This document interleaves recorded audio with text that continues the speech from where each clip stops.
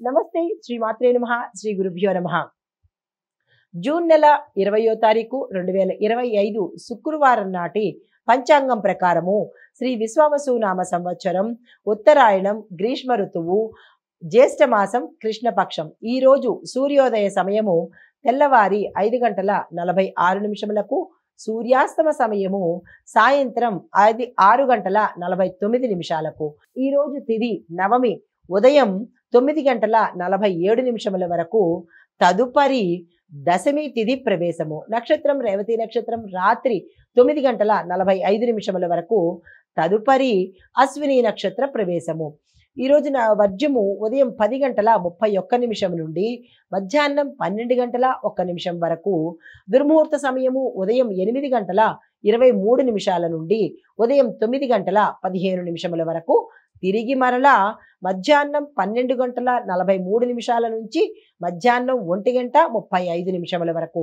రాహుకాల సమయం ఉదయం 10:39 నుంచి మధ్యాహ్నం 12:17 వరకు. యమగండ కాలం మధ్యాహ్నం 3:33 నుంచి సాయంత్రం 5:11 వరకు. బ్రహ్మముహూర్త సమయం తెల్లవారుజామున 4:10 నుంచి తెల్లవారి 4:58 వరకు. అమృత గడియలు రాత్రి సమయంలో 7:30 నుంచి రాత్రి 8:59 వరకు. అభిజిత్ ముహూర్తం ఉదయం 11:51 నుంచి మధ్యాహ్నం 12:43 వరకు. ఇది నేటి పంచాంగం. నమస్తే. తదుపరి రాశి తులారాశి. ఈ రాశి వారి యొక్క గ్రహస్థితులు: సూర్యుడు తులారాశిలోను, చంద్రుడు బుధుడు కూడా తులారాశిలో సంచారం చేస్తున్నారు.